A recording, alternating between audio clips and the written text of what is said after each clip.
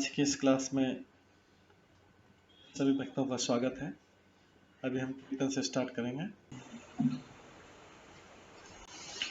जय राधा माधव कुंज बिहारी, जय राधा माधव कुंज बिहारी, जय गोपीजन वल्लभ गिरिवर धारी, जय गोपीजन वल्लभ गिरिवर धारी, यशोदानंदन व्रज जनरंजन, यशोदानंदन व्रज जनरंजन, यमुना तीरा वनचारी, यमुना तीरा वनचारी, जय राधा माधव कुंज बिहारी, जय राधा माधव कुंज बिहारी, हरे कृष्णा कृष्णा कृष्णा हरे हरे, हरे राम राम राम हरे हरे, हरे कृष्णा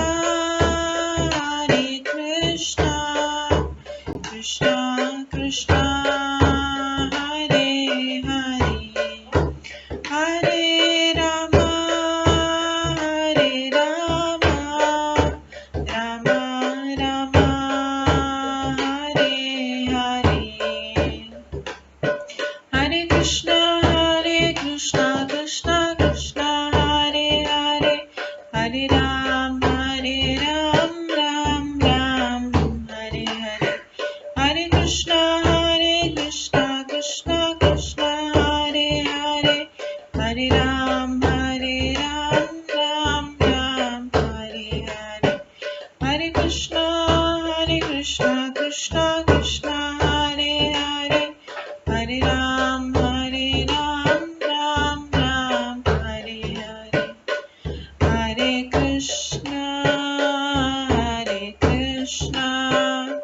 कृष्णा कृष्णा हरे हरे, हरे राम राम राम हरे हरे, हरे कृष्णा कृष्णा कृष्णा हरे हरे, हरे राम राम राम हरे हरे, जय राधा माधव राधे, जय राधा गोविंद राधे, जय गौरनिताय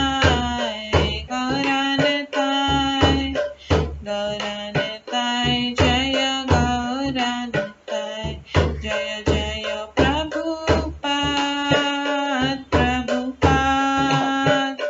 प्रभुपाद जय जय प्रभुपाद, जय जय गुरुदेव जय जय गुरुदेव, निताय गौर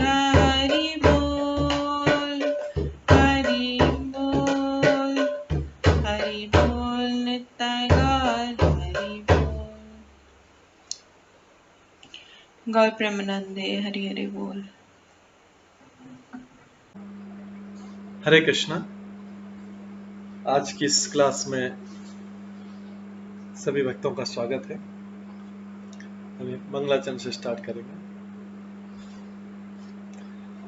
ॐ अज्ञानतिमिरन्धस्य ज्ञानाञ्जनशलाकया चक्षुरुन्मिलितं येन तस्मै श्रीगुरुवे नमः। श्रीचैतन्यमनोभीष्टं स्थापितं येन भूतले स्वयं रूप कदा मह्यं ददाति स्वपदान्तिकम्।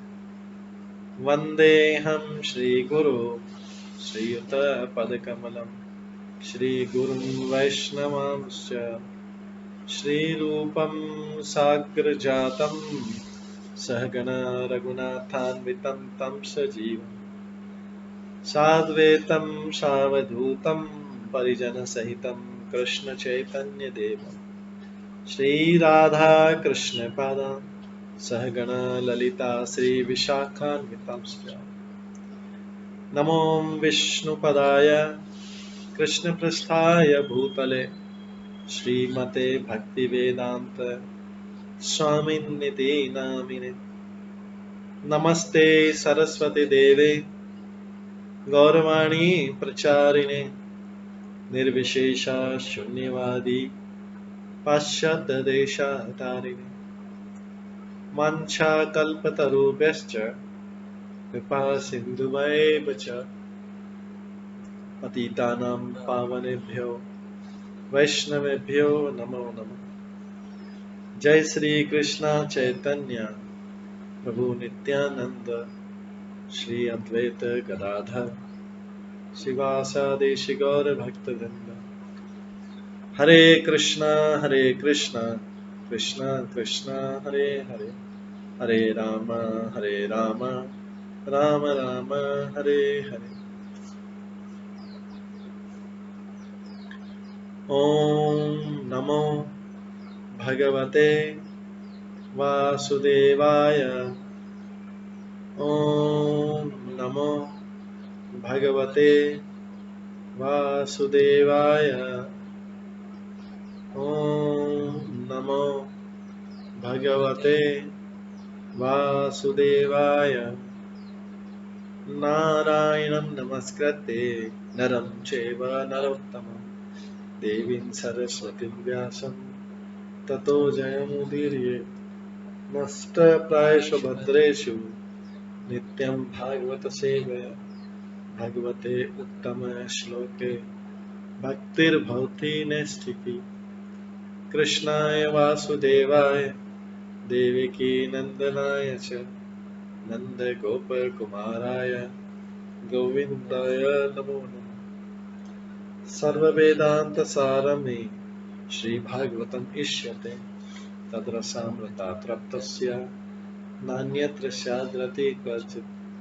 आराध्यो भगवान् ब्रजेश तनयस्तनुधाम वृन्दावन रम्या काचिदुपासना व्रजवधूवर्गेण या कल्पिता।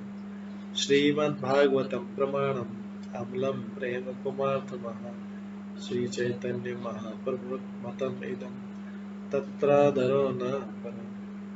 मूकं करोति वाचालं पङ्गुलङ्घयते गिरिं यत्कृपातमहं वन्दे परमानन्दमाधवम्। हरे कृष्णा।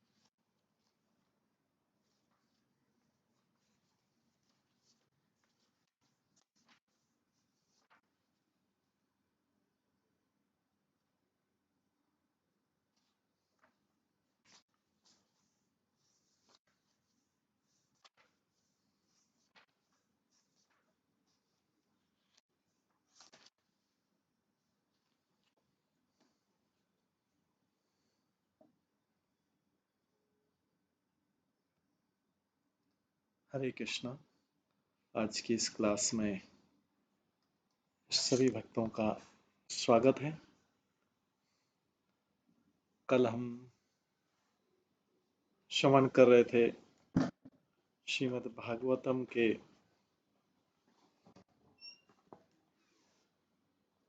4थे स्कंद के 22वें अध्याय से हम श्रवण कर रहे थे।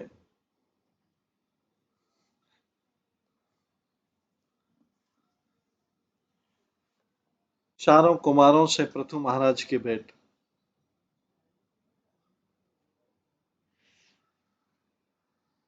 इसमें हमने श्रवण किया था कि किस प्रकार से भक्ति करने, भगवान के प्रति जिज्ञासा करने, जीवन में भक्तियों का व्यवहार करने, पूर्ण पुरुषोत्तम योगेश्वर भगवान की पूजा करने तथा भगवान की महिमा का श्रवण एवं कीर्तन करने से परमेश्वर के प्रति आसक्ति बढ़ाई जा सकती।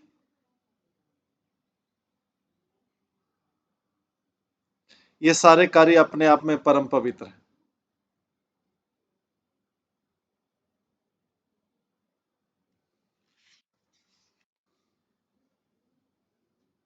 भली भांति विचार करने के बाद शास्त्रों में निश्चित किया गया है कि मानव समाज के कल्याण का चरम लक्ष्य देहात्म बुद्धि से विरक्ति एवं प्रकृति से के गुणों से परे दिव्य परमेश्वर के प्रति सुदृढ़ आसक्ति है।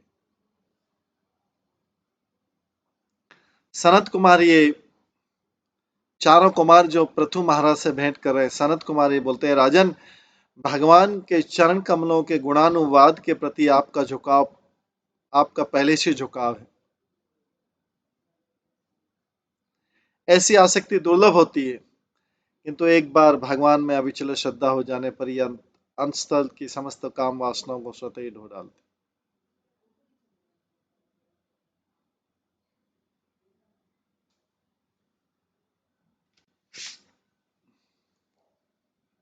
इस प्रकार से बता रहे हैं। चार कुमार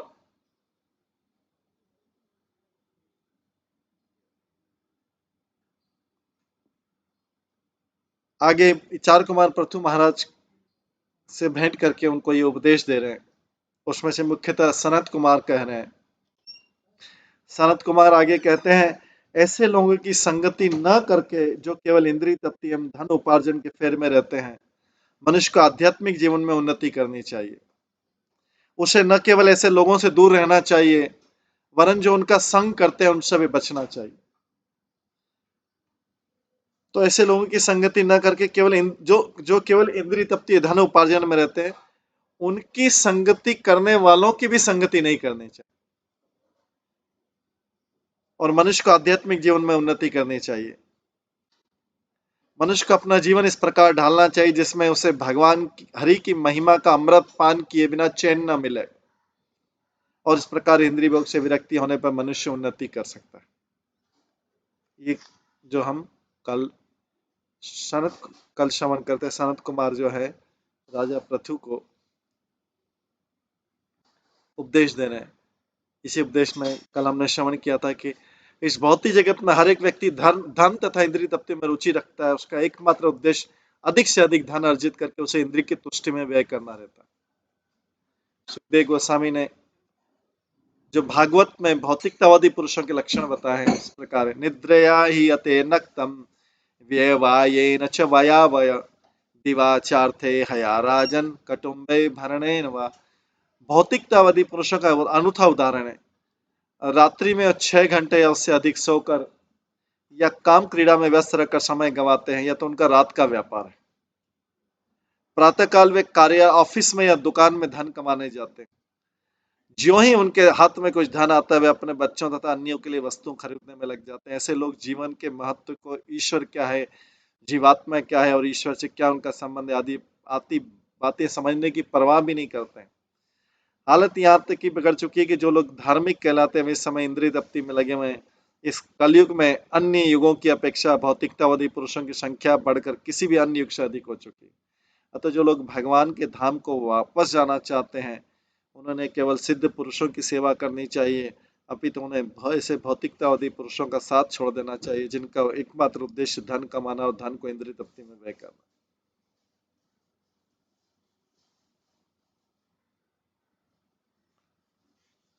भक्ति में आगे बढ़ने के लिए आवश्यक है कि मनुष्य भौतिकतावादी जीवन प्रणाली में रुचि न रखे।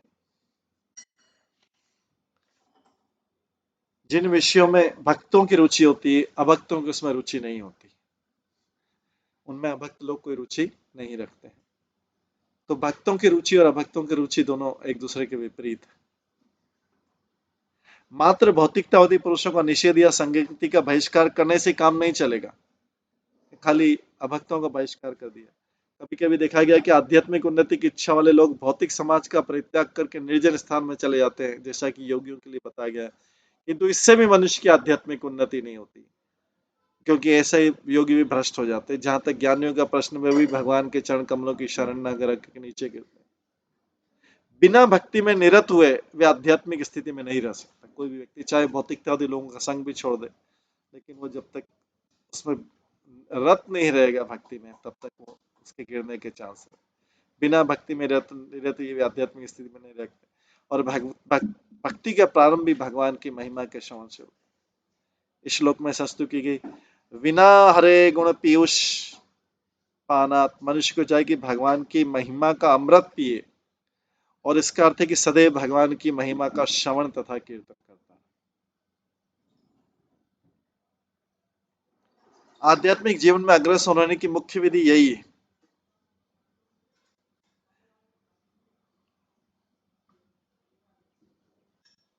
और यदि कोई आध्यात्मिक जीवन में प्रगति करना चाहता है, तो भाग्यशाली होने पर गुरु से उसकी भेंट हो सकती है और उसी से कृष्ण के विषय में सीख सकता है। गुरु तथा श्री कृष्ण की दोनों की सेवा से उसे भक्ति का बीज प्राप्त हो, और यदि इस बीज को अपने हृदय में बोकर श्रवण तथा कीर्तन के जल से सींचता है, तो इस विशाल भक्ति लता रूप धारण कर लेती है। ये लता इतनी प्रबल होती है कि ब्रह्मांड के आवरण को भेद कर आत्मलोक में पहुंच जाती है, और तब तक बढ़ती रहती है जब तक श्री कृष्ण के चरणार बिंदों का आश्रय नहीं पा लेती। जिस प्रकार की सामान्य लता छत पर दृढ़ आश्रय तक लेने तक धीरे धीरे बढ़ती रहती, फिर उसमें वांछित फल लग लेते। ये कल हम श्रवण करें। आध्यात्मिक उन्नति के इच्छुक व्यक्ति को चाहिए कि वो अहिंसक हो, महान आचार्यों के पद चिन्हों का अनुगमन करे, भगवान की लीलाओं के अमृत का सदैव स्मरण करे, बिना किसी भौतिक कामना के यम नियमों का पालन करे, और ऐसा करते दूसरों की निंदा न करे। भक्त को अत्यंत सादा जीवन बिताना चाहिए और विरोधी तत्वों की द्वैतता से विचलित नहीं होना चाहिए। उसे चाहिए कि उन्हें सहन करना सीखे।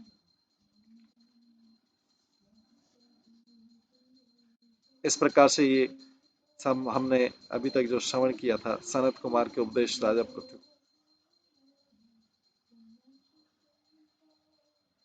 इस संबंध में एक और भी चीज, अनिंदिया, हमें दूसरों की धर्म प्रणाली की आलोचना नहीं करनी चाहिए।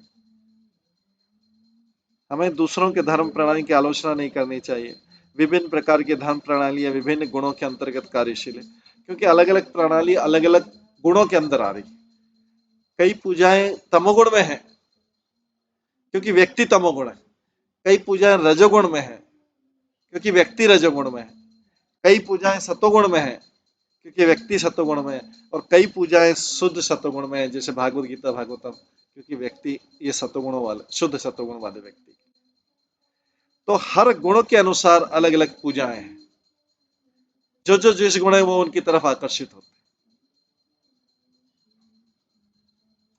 इसलिए भगवान भागवत बोलते हैं, यान्ति देवव्रता देवान पितृ पितृ यान्ति पितृव्रता भूतानि यान्ति भूतेज्य यान्ति मध्या जनोपि। जो शुद्ध सत्वगुण में वो भगवान की तरफ आकर्षित होते हैं, जो सत्वगुण में वो देवताओं की तरफ आकर्षित होते हैं, जो रजोगुण में है मनुष्य और उसके, और जो तमोगुण में भूत प्रेत पिशाचों की तरफ आकर्षित। अपने अपने गुणों के अनुसार व्यक्ति अपने अपने उसमें आकर्षित जो जो जिस तरफ आकर्षित हो रहा है, इसका मतलब वो उस गुण में है, इस तरह उसकी तरफ आकर्षित। रजोगुण में मनुष्य मनुष्यों की तरफ आकर्षित होते हैं, मनुष्यों को भगवान, मनुष्यों को देना, मनुष्यों को देवता, मनुष्यों की पूजा। और लेकिन तमोगुण वाले व्यक्ति भूत प्रेत पिशाच तांत्रिक उनकी तरफ आकर्षित। सतोगुण वाले यान्ति देवव्रता देवान, देवताओं की तरफ, और शुद्ध सत्वगुण वाले व्यक्ति भगवान की तरफ।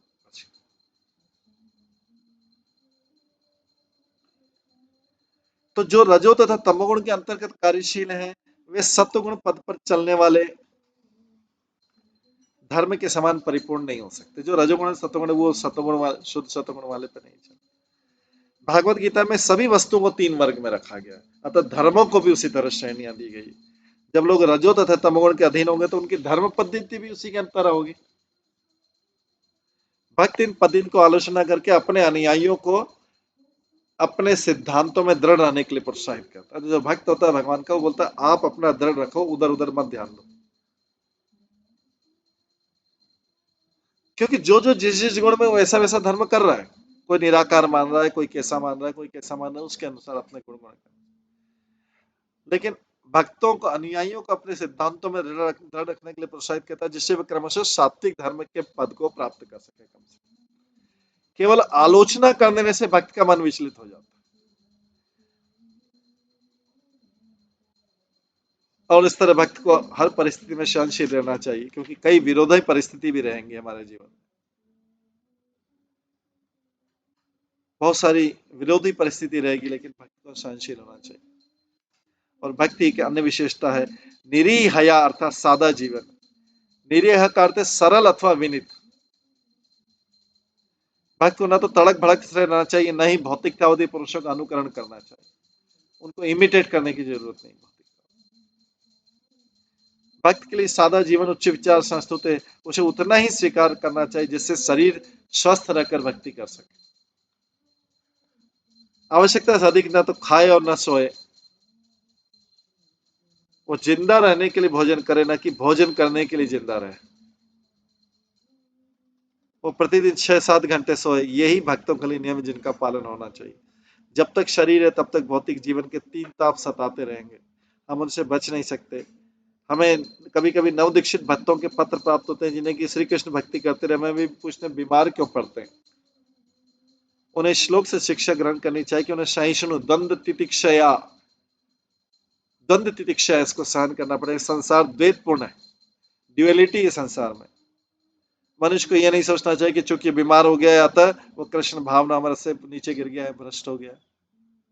कृष्ण भक्ति के बिना किसी भौतिक विरोध कृष्ण भक्ति बिना किसी भौतिक विरोध के या बाधा के चलती रहती। कृष्ण भक्ति का बीमारी से है कि इससे कोई रिलेशनशिप नहीं है।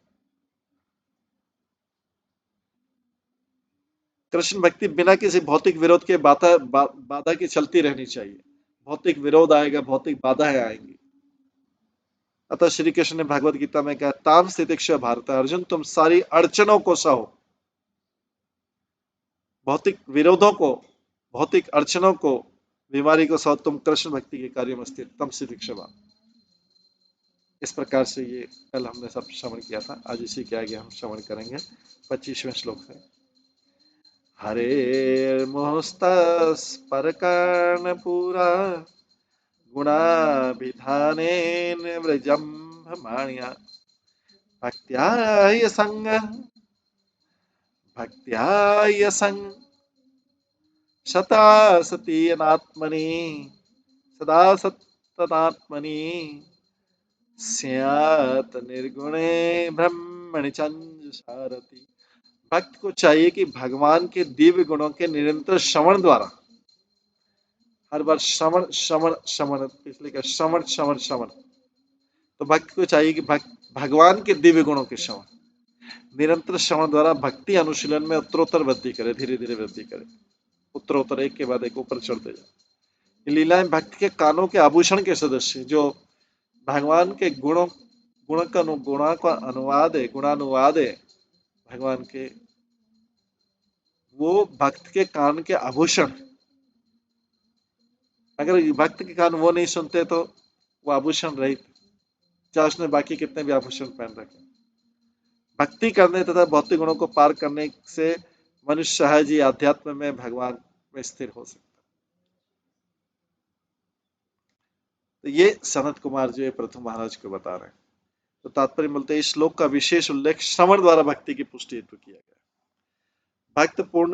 भक्त जो है पूर्ण पुरुषोत्तम भगवान की लीलाएं और इनसे संबंधित विषयों के अतिरिक्त और कुछ सुनना नहीं चाहता। हमें सिद्ध पुरुषों से भागवत गीता तथा श्रीमद् भागवतम सुनकर अपनी भक्ति की प्रखरता को बढ़ा सकते हैं। भक्ति की प्रखरता बढ़ाना मतलब शार्पन करना। हम सिद्ध पुरुष से जितना अधिक सुनेंगे भक्ति में उतना ही अग्रसर हो, और जितना ही हम भक्ति के क्षेत्र में आगे बढ़ेंगे उतना ही भौतिक जगत से विरक्त होते जाए। जैसा कि भगवान चैतन्य महाप्रभु ने उपदेश दिया, हम जितना ही भौतिक जगत से विरक्त होंगे उतनी ही भगवान के प्रति आसक्ति भी, इधर से जितना विरक्त होंगे उधर से उतनी ज्यादा आसक्ति। तो जैसा कि भगवान चैतन्य महाप्रभु ने उपदेश दिया है, हम जितना ही भौतिक जगत से विरक्त होंगे उतनी ही भगवान के प्रति आसक्ति में वृद्धि होगी। उल्टा भी, हम भगवान में जितने आसक्त होंगे उतना भौतिक जगत से विरक्ति होगी। अतः जो भक्त भक्ति में सतत प्रगति करना तथा भगवान के धाम को जाना चाहते हैं, उसे इंद्रिय सुख तथा ऐसे व्यक्तियों की संगति त्याग देना चाहिए जो धन तथा इंद्रिय तृप्ति के पीछे दीवाने रहते हैं। तो ऐसा नहीं कि कोई धनी व्यक्ति दीवाना रहता है, धनी और गरीब दोनों ही दीवाने रहते हैं। गरीब सोचता है कि मैं धनी बन जाऊं किसी तरीके से एकत्र, किसी भी तरीके से एकत्र करके। धनी व्यक्ति सोचता है मैं थोड़ा और आगे बढ़ूं। तो संसार में सारे व्यक्ति दीवाने हैं धन में वृद्धि के लिए, चाहे वो अति गरीब हो, चाहे अति अमीर हो, चाहे गरीब हो अमीर हो। तो ऐसे व्यक्ति की संगति त्याग देनी चाहिए, धन तथा इंद्रिय तृप्ति के पीछे लोलुप है, दीवाने हैं। यही भगवान चैतन्य महाप्रभु का उपदेश है। चैतन्य चैतामृत में कहते हैं, निष्किंचनस्य निष्किंचनस्य भगवत भजनो मुखस्य पारम परम जिग्मिषो भवसागरस्य संदर्शनम विष्णुमत्योषितां च हा हन्त हन्त विश्वक्षणतोऽप्य साधु। इस श्लोक में ब्राह्मणी शब्द की टीका ने विशेषवादियों तथा भागवत के कथा कनौर की, जो जन्मता जाति प्रथा के समर्थक हैं, उनके अनुसार ब्राह्मणी का अर्थ निर्गुण निराकार ब्रह्म है, किंतु भक्तिया तथा गुणाभिधानेन शब्दों के प्रसंग से ऐसा अर्थ नहीं निकला जा सकता। निर्विशेषवादियों के अनुसार निर्गुण ब्रह्म दिव्य गुणों से संपन्न नहीं होता, अतः हमें ब्राह्मणी का अर्थ भगवान से ग्रहण करना चाहिए, जैसा कि अर्जुन ने भगवद गीता में स्वीकार किया। श्री कृष्ण ही भगवान है।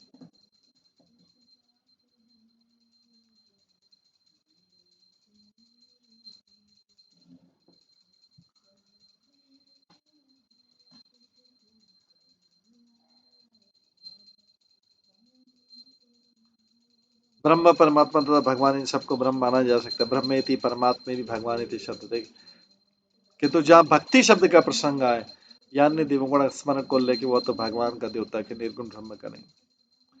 यदारति ब्रह्मणिनेष्टिकी पुमान् आचार्यवन् ज्ञान विरागहंसा दहति अवीर्यं हृदयं जीवकोशं पंचात्मकं योनिमेवत्थ तदग्नि। गुरु की कृपा से तथा ज्ञान एवं विराग के जागृत होने से, गुरु की कृपा से तथा ज्ञान एवं वैराग्य के जागृत होने से भगवान के प्रति आसक्ति में स्थिर होने पर जीवात्मा जो शरीर के अंतस्थल में स्थित तथा पांच तत्वों से आच्छादित है, अपने भौतिक परिवेश को उसी प्रकार जला देता है जिस प्रकार आकाश से उत्पन्न अग्नि काष्ठ को ही भस्मसात कर देती है।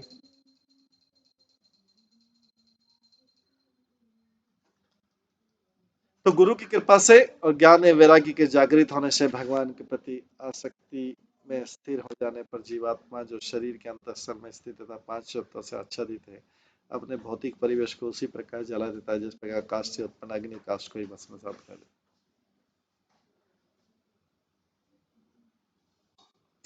है। पर कहा जाता है कि हृदय के भीतर जीवात्मा तथा परमात्मा साथ साथ निवास करते हैं। वेदों का कथन है, हृदय हृदय आत्मा, हृदय ही आत्मा। आत्मा तथा परमात्मा दोनों भौतिक हृदय से बाहर निकल जाते। हृदय ही आत्मा, हृदय आत्मा, आत्मा तथा परमात्मा दोनों हृदय के भीतर वास करते हैं।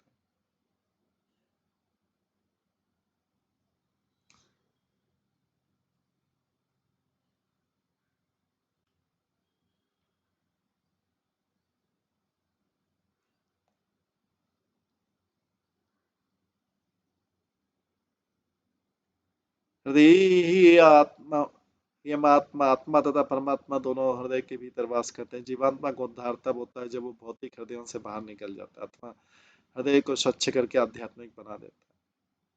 यहाँ पर दिया गया दृष्टांत अत्यंत उपयुक्त है। योनिम इवोत्थिता अग्नि, अग्नि काष्ठ से उत्पन्न होती तो ये काष्ठ को ही पूर्ण रूप से जला देती।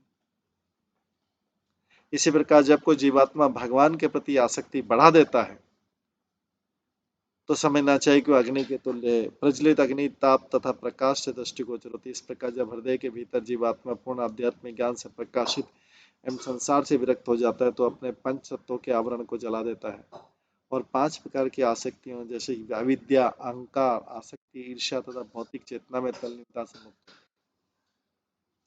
तो संसार की जो 5 प्रकार की आसक्ति है वो है अविद्या, अहंकार, दूसरी भौतिक आसक्ति, ईर्ष्या तथा भौतिक चेतना में तल्लीनता से इनसे मुक्त हो जाए। तो भौतिक चेतना रखना भी आसक्ति, अहंकार आसक्ति, अविद्या आसक्ति, इंद्रिय तृप्ति आसक्ति, ईर्ष्या आसक्ति। तो ये जो है जब जीवात्मा पूर्ण आध्यात्मिक ज्ञान से प्रकाशित एवं संसार से विरक्त होता है तो 5 तत्वों के आवरण को जला देता है और 5 प्रकार की आसक्तियों को। श्लोक में पंचात्मक या तो 5 तत्वों के लिए या भौतिक कल्मश के 5 आवरणों के लिए है।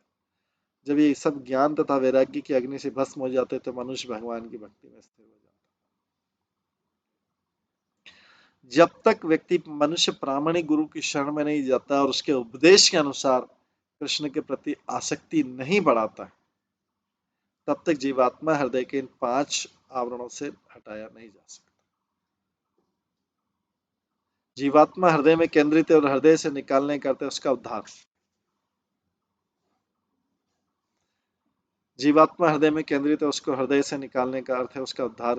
मनुष्य को प्रामाणिक गुरु की शरण लेनी चाहिए और अब उनके आदेशों से अपना आध्यात्मिक ज्ञान बढ़ाना चाहिए। इस भौतिक संसार से विरक्त होना चाहिए और इस प्रकार से मुक्त हो जाना चाहिए।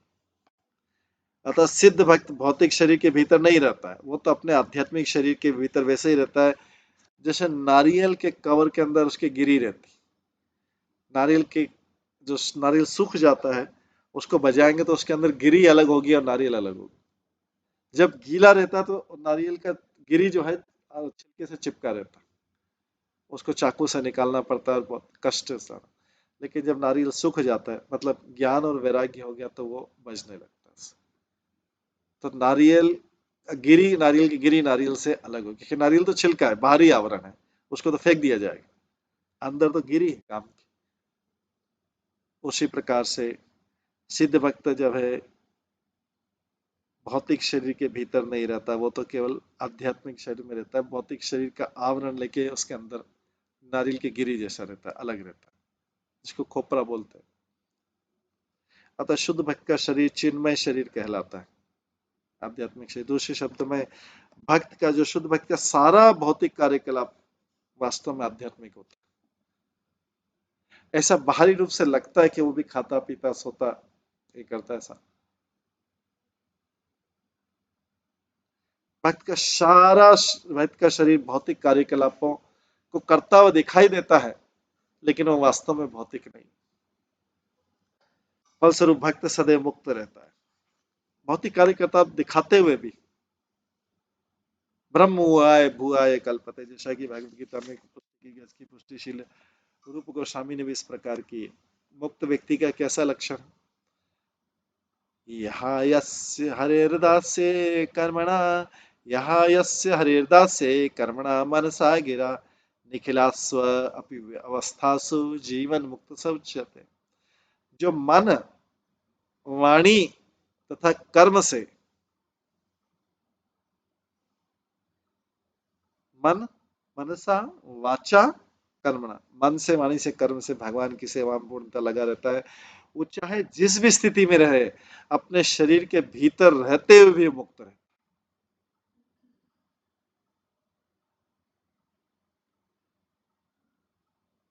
आगे 27 श्लोक, दग्धाशय मुक्त समस्त तत्व गुणों नये आत्मन बह्यंत विचष्टे परात्मनो यत् विवदनाम पुरस्तात् स्वप्ने यथा पुरुष तत्व विनाश। जब मनुष्य भौतिक समस्त इच्छाओं से रहित और भौतिक गुणों से मुक्त हो जाता है तो वह अंतर तथा बाह्य रूप से दिए गए कार्यों में अंतर भी नहीं देखता। उस समय आत्म साक्षात्कार के पूर्व विद्यमान आत्मा तथा परमात्मा का अंतर विश्व विनष्ट हो जाता है। स्वप्न टूटने पर स्वप्न तथा स्वप्न देखने वालों के बीच कोई अंतर नहीं रह जाता। तो जैसा कि रूप गोस्वामी ने कहा, अन्य अभिलाषिता शून्यम, मनुष्य को समस्त इच्छाओं से रहित रहना चाहिए। समस्त इच्छाओं से रहित होने जाने पर चिंतन या सकाम कर्म की आवश्यकता नहीं रह जाती। ऐसी अवस्था में समझना चाहिए कि ये भौतिक देह से मुक्त है। और इसका उदाहरण पहले दिया चुका है कि सूखी जैसे गरी होती है, नारियल से पृथक हो जाती है, अलग हो जाती है, वो मुक्ति की अवस्था। जैसा कि श्रीमद् भागवतम में कहा गया, मुक्ति का अर्थ है स्वरूपेण व्यवस्थिति, अपनी स्वाभाविक स्थिति में रहना। तो मनुष्य की स्वाभाविक स्थिति क्या है? नेचुरल स्टेट में। तो कोई भी संसार में हम बोलते हैं कि ये आर्टिफिशियल स्टेट में, ये कृत्रिम अवस्था में, लेकिन वास्तव में कोई भी कृत्रिम अवस्था में, कोई भी नेचुरल स्टेट में नहीं। वैसे कृत्रिम के ऊपर कृत्रिम आवरण है, कृत्रिम तो वैसे ही कृत्रिम आवरण है, उसके ऊपर और भी कृत्रिमता हम प्रदर्शित करते हैं, शो करते हैं, जो वास्तव में हमें है नहीं, वो शो करते हैं। स्वरूपेण व्यवस्थित, अपनी स्वाभाविक स्थिति में रहना। स्वाभाविक स्थिति है भगवान का नित्य दास। स्वाभाविक स्थिति क्या है? भगवान का नित्य दास, ऑलवेज भगवान के सर्वेंट। जब देहात्म बुद्धि रहती है तो तब तक सभी भौतिक इच्छाएं पीछा नहीं छोड़ती, क्योंकि बुद्धि देहात्म है। किंतु जब मनुष्य सोच लेता है कि वो श्री कृष्ण का शाश्वत दास है, तो उसकी इच्छाएं जो है वो भौतिक नहीं रहती। वो दास वाली इच्छा, मतलब हर जगह वो सेवा से कनेक्ट कर देगा, भगवान की सेवा से, हर चीज को भगवान की सेवा से कनेक्ट कर देगा। तब जो उसकी इच्छा है वो भौतिक नहीं रहेगी, वो कहीं से न कहीं से ढूंढेगा कैसे मैं भगवान की सेवा कर सकूं। वो स्वयं ढूंढेगा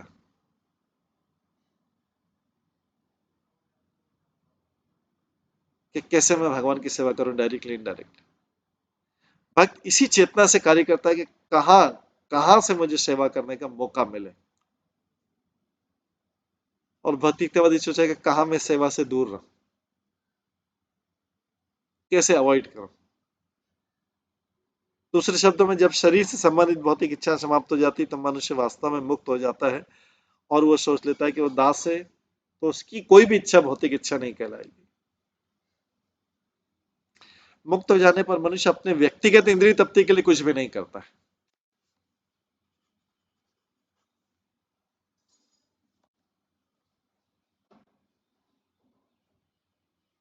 मुक्त हो जाने पर मनुष्य अपनी व्यक्तिगत पर्सनल सेंस ग्रेटिफिकेशन के लिए कुछ भी नहीं करता है। वो आगे जो कुछ भी करता है वो चाहे भौतिक इंद्रियों से करे, वो अनासक्त होता है। बद्ध अवस्था में दो प्रकार के कर्म होते हैं। मनुष्य शरीर के लिए कार्य करता है, किंतु साथ ही साथ मुक्त होने के लिए भी कार्य करता है। समस्त भौतिक इच्छाओं से मुक्त होने पर भक्त शरीर तथा आत्मा के लिए कर्म की द्वैतता से परे हो जाता है। जब तब देहात्म बुद्धि समाप्त हो जाती है। इसलिए श्री रूप गोस्वामी कहते हैं, या यस्य हरिर्दास्ये कर्मणा मनसा गिरा निखिलास्वापि अवस्थासु जीवन मुक्त स उच्यते। जब मनुष्य भगवान की सेवा में पूर्ण रूप से संलग्न होता है तो वो जीवन की किसी अवस्था में मुक्त रहता है, उसको मुक्ति बोला जाएगा। अगर कोई पूर्णतया भगवान की सेवा में, वो जीवन मुक्त कहलाता है। ऐसी मुक्त अवस्था में इंद्रिय तृप्ति के लिए किए गए कार्यों तथा मुक्ति के लिए किए गए कार्यों में कोई अंतर नहीं रह जाता। ऐसी अवस्था में उसका खाना पीना सोना भी मुक्त अवस्था वाला ही काम है, क्योंकि वो किसके लिए कर रहा है? केवल मात्र भगवान की संतुष्टि के लिए। जब मनुष्य इंद्रिय तृप्ति की इच्छाओं से मुक्त हो जाता है तो उस पर शोक या मोह के फलों की कोई प्रभाव नहीं पड़ता। कर्मियों तथा ज्ञानियों द्वारा किए गए कर्मों से शोक तथा मोह उत्पन्न होता है। शोक तथा किससे मोह उत्पन्न होता है? कर्मियों और ज्ञानियों द्वारा किए गए कार्यों में शोक और मोह उत्पन्न। किंतु स्वरूप सिद्ध व्यक्ति, जो वे केवल भगवान के लिए कर्म करता है, उन्हें अनुभव नहीं कर सकता। ये एकात्म की दशा है, अथवा भगवान के अस्तित्व में तदाकार होना। इसका अर्थ हुआ कि जीव अपनी पृथक सत्ता होते हुए पृथक स्वार्थ नहीं रखता है। हालांकि जीव इंडिविजुअल है, लेकिन फिर भी उसका अपना कोई स्वार्थ नहीं रहता। उसका सारा स्वार्थ किसके लिए रहता है? भगवान की तुष्टि के लिए। कि किस तरीके से सेवा का मौका ढूंढा जाए, डायरेक्टली इनडायरेक्टली। वो भगवान की सेवा में पूरी तरह लग जाता है, उसे अपने इंद्रिय तत्व से कोई वास्ता नहीं रहता, वो केवल भगवान को देखता है, अपने आप को नहीं। वो अपने आप को भूल जाता है, उसके स्वार्थों का इस प्रकार से पूर्ण अंत हो जाता है,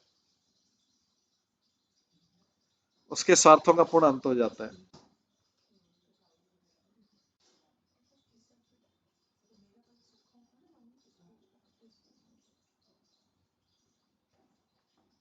जैसे नींद टूटने पर स्वप्न समाप्त हो जाता है, किंतु स्वप्न में मनुष्य अपने आप को राजा मानकर शाही शान आदि सबसे।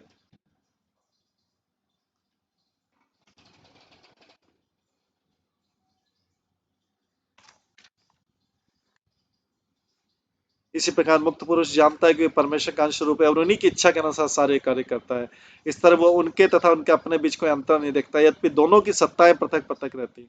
नित्यो नित्यानाम चेतनश चेतना नाम परमात्मा तथा आत्मा के एकाकार होने का पूर्ण बोध।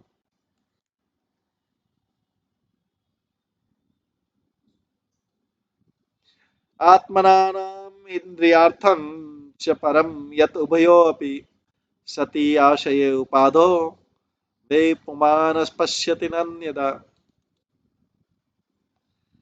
जब आत्मा इंद्रिय तृप्ति के हेतु रहता है तो नाना प्रकार की इच्छाएं उत्पन्न करता है, जिसके कारण उसे उपाधियां दी जाती। जब आत्मा इंद्रिय तृप्ति के हेतु रहता है तो नाना प्रकार की इच्छाएं उत्पन्न करता है, जिसके कारण उसको उपाधियां दी जाती है। किंतु जब मनुष्य दिव्य स्थिति में रहता है तो भगवान की इच्छाओं को पूरा करने के अतिरिक्त किसी कार्य में रुचि नहीं दिखाता।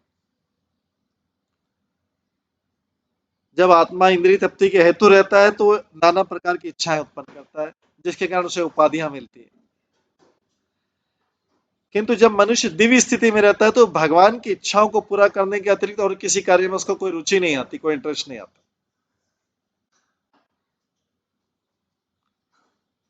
और अगर इंद्रिय तृप्ति के हेतु रहता है आत्मा अगर तो वो नाना प्रकार की इच्छाएं उत्पन्न करता है, जिसके कारण उसको उपाधियां मिलती है तो उपाधि के कारण वो उस उपाधि के कारण सेवा करता है।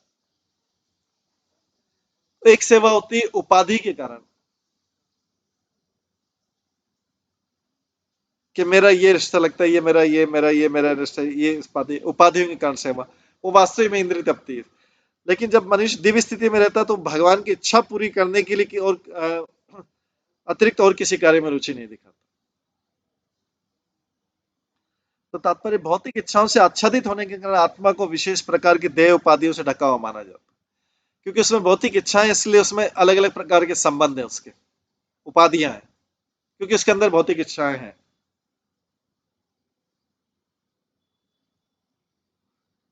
और इस प्रकार से आत्मा अपने आप को पशु, मनुष्य, देवता, पक्षी और फिर अलग अलग रिश्ते बनाता है। अहंकार से यानी झूठी पहचान से कई बार से प्रभावित होकर और मोहमयी भौतिक इच्छाओं से आच्छादित होकर वो पदार्थ तथा आत्मा में भेद करने लगता है। जब मनुष्य इस प्रकार से भेदभाव से रहित हो जाता है तो पदार्थ तथा आत्मा में कोई अंतर नहीं रहता, तब तो आत्मा ही प्रमुख कारण बन जाता है। जब तक मनुष्य भौतिक इच्छाओं से ढका हुआ है वो अपने को भोक्ता या स्वामी मानता है। मैं इसका स्वामी हूँ, मैं उसका स्वामी, ये मेरा संबंधी हो, मेरा स्वामी।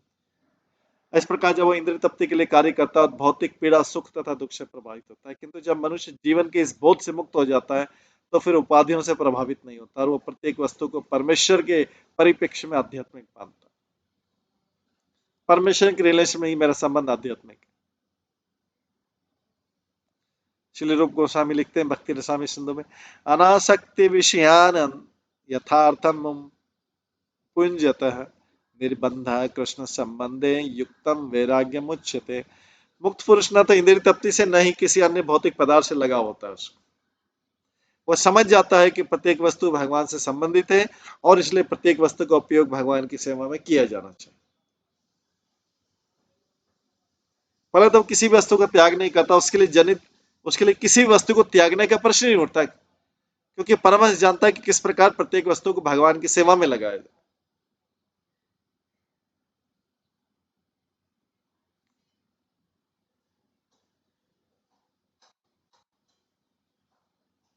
चाहे उसको दान में मिल जाए, गिफ्ट मिल जाए, वो सब वो जानता है कि इसमें से त्यागने का प्रश्न उठता है, उसको भगवान की सेवा में कैसे लगाया जाए। मूलतः प्रत्येक वस्तु आध्यात्मिक है, वैसे तो कुछ भी भौतिक नहीं है, लेकिन उसको अपनी इच्छा में लगाया जाए तो भौतिक हो गई। भगवान की लगाया जाए, वास्तव में इस लिखा है कि प्रत्येक वस्तु आध्यात्मिक ही है वास्तव में। अगर उसको अपनी इच्छा में लगा लिया तो भौतिक हो गई, और भगवान की इच्छा में लगाया तो आध्यात्मिक। मूलतः प्रत्येक वस्तु आध्यात्मिक, कुछ भौतिक नहीं। चेतन चरितमृत में आता है, महाभागवत में कोई भौतिक दृष्टि नहीं है, क्योंकि वो जानता है कि सारी चीजों को भगवान की सेवा में यूज करना। वो कहता है स्थावर जंगम देखे ना देखे तारे मूर्ति, सर्वत्र है निज इष्ट देव स्फूर्ति। वो चाहे वृक्षों को देख ले, पर्वतों को देख ले, अन्य जीवों को देख ले, किंतु वो परमेश्वर की सृष्टि रूप में देखता है, केवल सृष्टा को देखता है, सृजित को नहीं देखता। दूसरे शब्दों में सृजित तथा स्पष्टा में अंतर दिखता है। वो प्रत्येक वस्तु में भगवान के दर्शन करता है और प्रत्येक वस्तु को भगवान की सेवा में लगाता है। प्रत्येक वस्तु को भगवान की सेवा में लगा, वो प्रत्येक वस्तु में श्री कृष्ण को, श्री कृष्ण प्रत्येक वस्तु को देखता है। ये एकाकार। निमित्ते सति सर्वत निमित्ते सति सर्वत जलादा वपि पुरुषः आत्मनश्च परस्यापि भेदां पश्यति नान्यदा।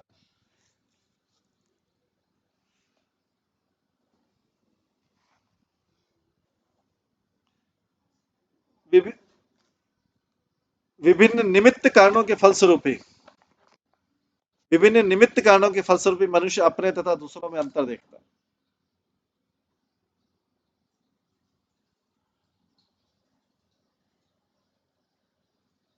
विभिन्न निमित्त कारणों के फलस्वरूप ही मनुष्य अपने तथा दूसरों में अंतर देखता है। जिस प्रकार की जल, तेल या दर्पण में एक ही पदार्थ के प्रतिबिंब भिन्न भिन्न प्रकार से दिखते हैं। आत्मा एक है और वो भी भगवान है, वो सांझ तथा विविनाश में प्रकट होता है।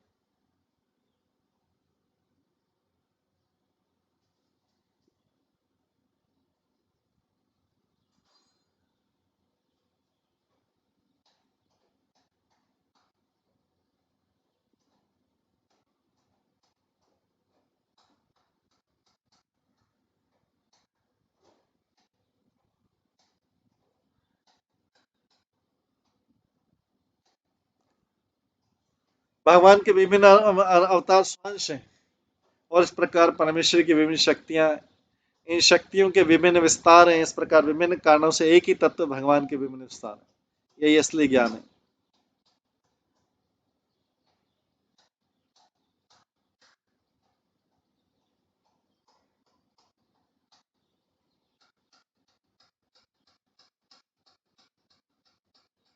इस प्रकार विभिन्न कारणों से एक ही तत्व भगवान के विभिन्न विस्तार है, यही असली ज्ञान है। किंतु जब जीव उपाधि से आवृत रहता है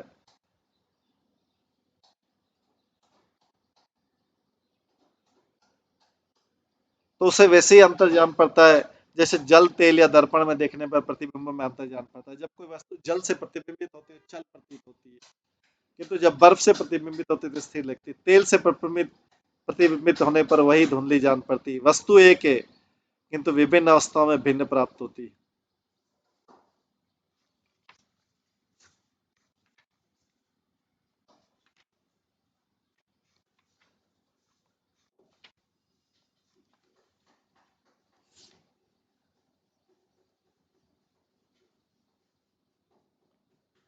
निष्कर्ष के रूप में हम कह सकते हैं, विभिन्न कारणों से जीवात्मा पशु, मनुष्य, देवता, वृक्ष जैसे विभिन्न रूपों में दृष्टिगोचर होती है। आगे आता है, इंद्रिये विषयाकृष्टे इंद्रिये विषयाकृष्टे आक्षिप्तम ध्यायतम आक्षितम ध्यायतम मनः चेतना हरते बुद्धे स्तंभ तोयम इव हरदात। जब मनुष्य का मन तथा इंद्रियां सुख भोग के तो विषय विषय वस्तुओं के प्रति आकर्षित होते, जब मनुष्य का मन तथा इंद्रियां सुख भोग के लिए तो विषय वस्तुओं के प्रति आकर्षित होते हैं, तो मन विचलित हो जाता है। परिणाम स्वरूप लगातार विषयों का चिंतन करने से मनुष्य की असली कृष्ण चेतना खो बैठता है। लगातार कई चीजों का, भौतिक चीजों का चिंतन करने से वो अपनी भगवान के प्रति चेतना जो है खो बैठता है। संसार के प्रति चिंता करने से, जैसे कि जलाशय के किनारे उगे जो जलाशय के किनारे उगी बड़ी बड़ी घास है, जिसको खरपतवार बोलते हैं, वो सारा जलाशय का रस चूस ले, जो जलाशय का पानी चूस लेती। तो इस प्रकार बड़े सुंदर ढंग से बताया कि हमारी मूल कृष्ण चेतना जो है, कृष्ण भावना है, वो किस प्रकार दूषित हो जाती है कि जब हम परमेश्वर के से अपने संबंध को भूल जाते हैं, धीरे धीरे भूल जाते हैं, और बाकी संसार में अपने संबंध में सब में चिंता लगाते हैं, तो हम भगवान से अपने संबंध की चिंता भूल जाते हैं। पिछले श्लोक में बताया गया कि हमें निरंतर भगवान की भक्ति में लगे रहना चाहिए, जिससे भक्ति की प्रज्वलित अग्नि समस्त भौतिक इच्छाओं को भस्म कर दे और हम जन्म मृत्यु के चक्र से मुक्त हो जाएं। यह प्रत्यक्ष विधि भी है जिससे हम परमेश्वर के चरणारविंद में अपना अटूट श्रद्धा बनाए रख सकते हैं। जब हम मन को इंद्रिय तृप्ति में सोच लेते हैं, जब हम मन को संसारी सोच में लगा देते हैं, तो वो हमारे भौतिक बंधन का कारण बन जाता है।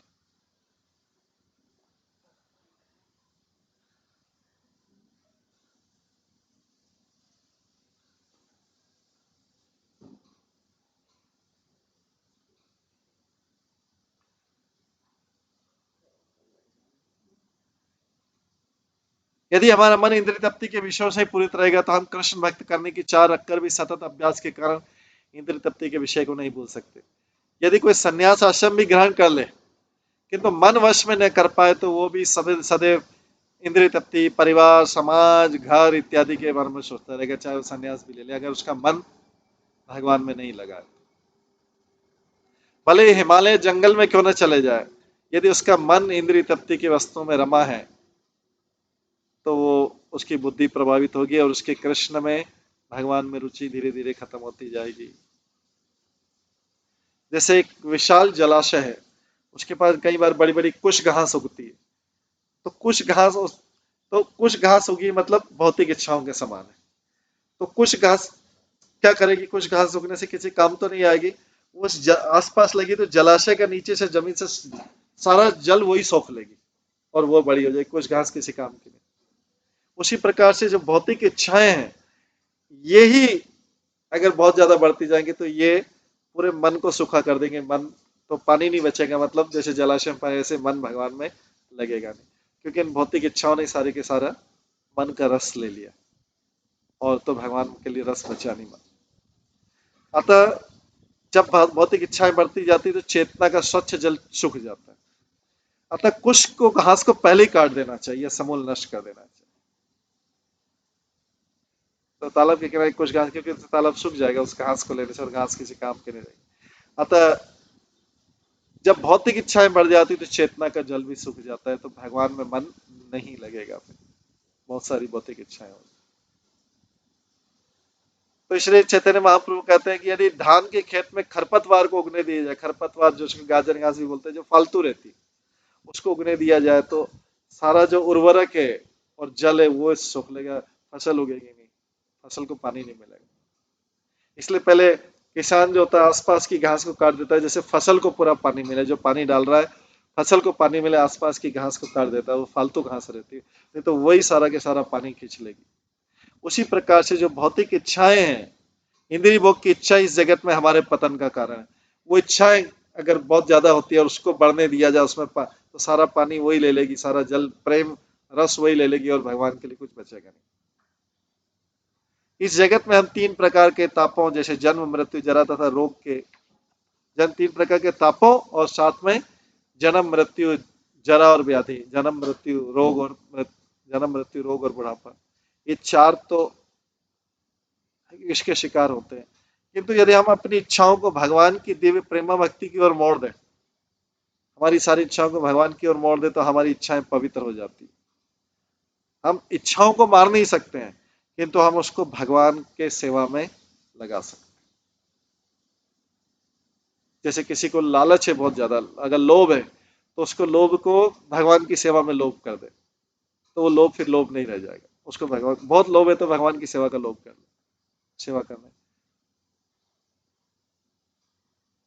किसी को क्रोध है, तो वो भगवान की सेवा में लगा दे, जैसे हनुमान जी ने क्रोध को भगवान की सेवा में लगा के लंका को जला दिया, तो लेकिन वो लंका को जलाना भी भगवान की सेवा थी उनको। तो ऐसे हर चीज को भगवान की सेवा में लगाया जा सकता, तो फिर वो क्रोध क्रोध नहीं रह जाएगा, वो सेवा मानी जाएगी। ठीक क्योंकि हनुमान जी ने लंका को जलाया तो वो भगवान की सेवा मानी गई, रावण के ऊपर क्रोध करके जलाया। क्योंकि क्रोध किसके ऊपर किया? भगवान के भक्तों के ऊपर नहीं किया, रावण के ऊपर किया जो भगवान का शत्रु, और लंका को जला दी। तो ये क्रोध क्या था? ये क्रोध भी सही था, क्योंकि भगवान की सेवा पर लगा था। तो इसी प्रकार यदि हम अपनी इच्छाओं को भगवान की दिव्य प्रेमा भक्ति की मोड़ दे तो सारी इच्छाएं पवित्र हो जाएंगी। हम इच्छाओं को मार नहीं सकते, लेकिन भगवान की सेवा में उसको मोड़ सकते हैं, भगवान की तरफ मोड़ सकते हैं। लालच है, लोभ है किसी को, तो भगवान की सेवा का लोभ कर, और ज्यादा सेवा।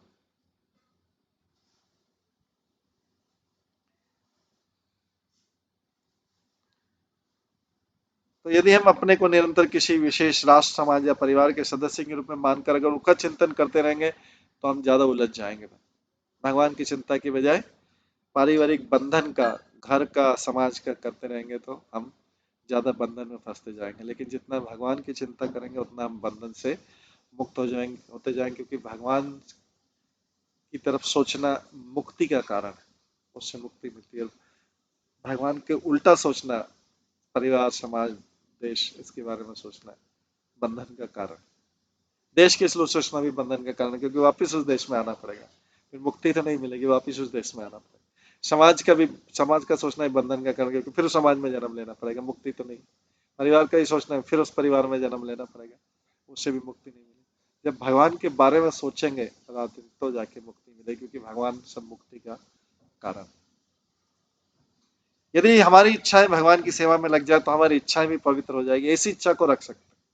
लेकिन भौतिक इच्छा, परिवार, समाज, देश की इच्छाओं को रखने से बंधन बनेगा, लेकिन भगवान के बारे में इच्छाएं रखने से मुक्ति का कारण बनेगा, और इस तरीके से हम भौतिक कलमश से मुक्त हो जाएंगे।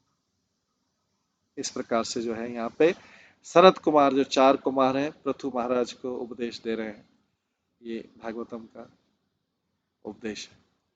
इसके अभी समय हो गया है, इसका आगे का उपदेश जो है हम कल के क्लास में श्रवण करेंगे। आज की क्लास को यहीं पर समाप्त करते हैं। सभी भक्तों का बहुत बहुत धन्यवाद। सब भक्तों के लिए एक बार हरे कृष्ण महामंत्र का जप करते हैं। हरे कृष्णा कृष्णा कृष्णा हरे हरे, हरे राम राम राम हरे। श्रीमद् भागवतम महापुराण की जय। शिल प्रभुपाद की जय। सभी भक्त गणों की